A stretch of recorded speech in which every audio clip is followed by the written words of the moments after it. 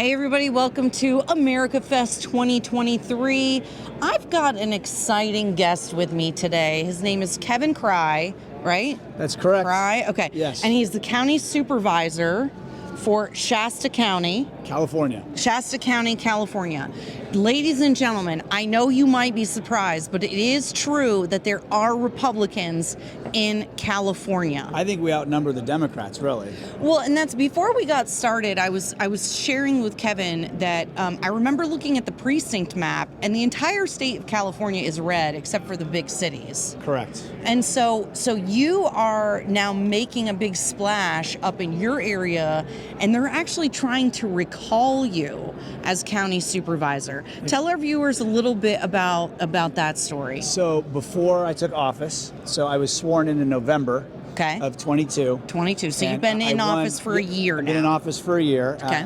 They call me landslide Crye. No, but I actually won by 0.6%. I won by 90 votes. Wow. And okay. I was told by people from the other side's campaign and just other people that if I was to squeak it out, they were going to come after me and they're going to recall me. Okay. All right. And one of the things that, I'm very much a faith, family, country person. So Okay. I've been who everything I've done in office is exactly what I ran on and who I am. There have been no surprises. The one thing I will say is we put forth a motion, our board chair, to get rid of the Dominion machines in Shasta County. Ladies and gentlemen, Kevin cares about election integrity. I care about election integrity. And really what it came down to for me was getting rid of our machine contract. It saved us over $2 million. I'm much more for purchasing things and leasing it. So my decision to get rid of the machines really was based on a financial thing. Economics. More so than just election integrity. Now, do I think machines have some huge issues? Absolutely. But it started with finances. But I could have never imagined the outpouring of vitriol and anger from the left because we touched their precious machines. The precious. It's almost like Lord of the Rings, yes. The precious. Yeah. Well, and I think, tell me if this has come up in any of your conversations, because I've always been really confused. 2016, Donald Trump stole the election, supposedly, Correct. right? Yeah. Using the Dominion voting machines. And I don't know if you guys all remember all of the CNNs and the ABCs. They literally did episodes or shows where they showed how easy it was to hack into them. Exactly. Yep. So we're going to prove how easy they are to hack into, but then we're going to keep them. Yeah. So and then they started with the narrative, this is the safest, most secure election ever.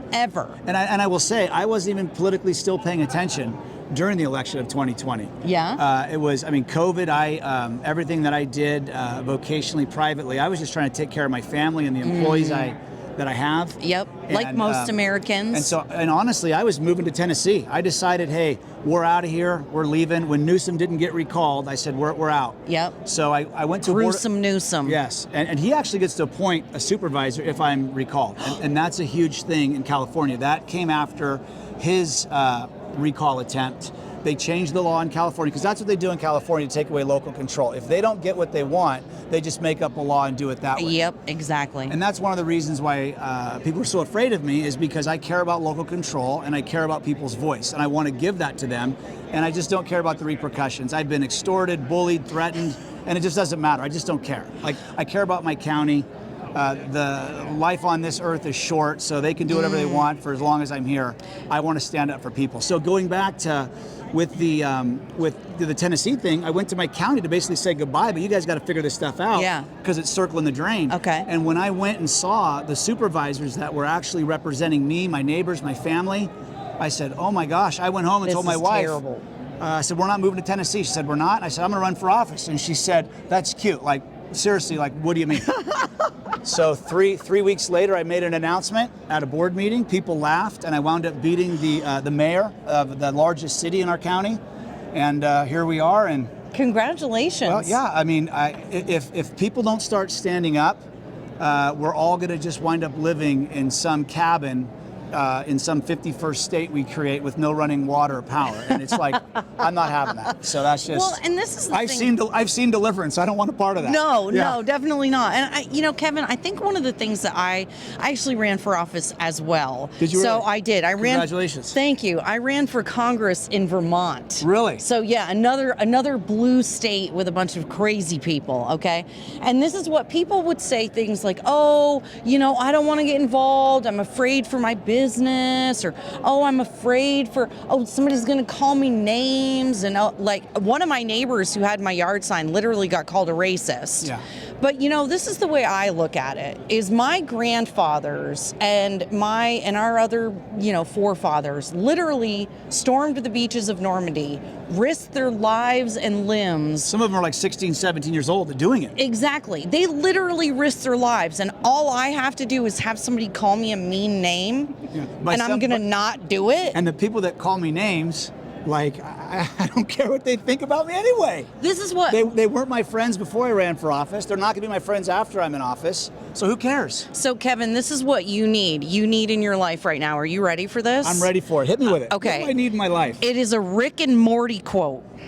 Okay. Okay, do you know what Rick and Morty is? Sort of. Okay, it's a cartoon. Well, I knew it's a cartoon. Okay, and it's very rude. It's very offensive. People hate it. Okay. I can handle it. I have pink flamingo socks on. I got a good sense of humor. You're good. Okay, there's this one part where Rick says, your boos mean nothing to me. I have seen what makes you cheer.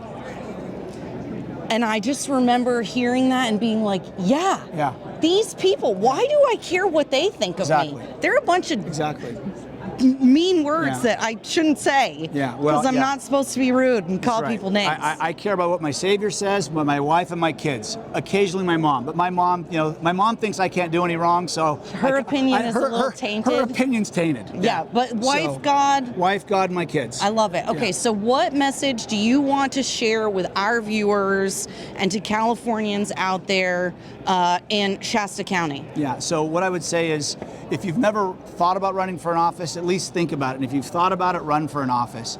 Doesn't matter if it's a school board or if it's for dog catcher, do something, get involved, because your voice matters. Because for me, I was leaving, and we had a big school walkout, and that's actually the very first thing I went to. It was the day before a Board of Supervisors meeting. And I was leaving, and I said, so that's it, we're going to sign some clipboards, and we're all just going to go home. And someone said, you should go to the Board of Supervisors meeting tomorrow. And I said, great, where's that? And they said, where's the Board of Supervisors? I said, the county building. So where's the county building? So I knew nothing of this. I go, and then 3 weeks later I'm running, 9 months later I'm elected, and a year later they're passing legislation because of things we've done as a board to keep our state conservative, or turn it back to what I believe is conservative, but I think it's been conservative the whole time. So you have to get involved, and if you want to support me, go to supportkevincrye.com, and I could use it. The election's March 5th. Pray for me, get involved, and I just appreciate your time. This has been great. Absolutely. It's going to be hard to top this interview. You know what? It's going to be hard. It's all going to be downhill. Here's the deal, Kevin. I am fabulous. She is fabulous. And but you know what? Microphone's got to come up. Oh, see? Somehow you're going to make it through, Kevin. I think we are. I believe in you, just like I believe in your campaign to stop gruesome Newsom. Stop gruesome Newsom. No. In all seriousness, though, I want to just second what you said to anybody watching. You are an example of what it looks like when a average American just stands up and says no more. And that's what it takes, you guys. They cannot hurt you. They cannot take your life away from you. And in such a short period of time, you've already made a tremendous difference. You're making national headlines, Kevin, and we just are so grateful for the work that you're doing, and we're going to be praying for you. Thank you so much. Appreciate you. All right. Yeah. Goodbye. All right. Bye, guys.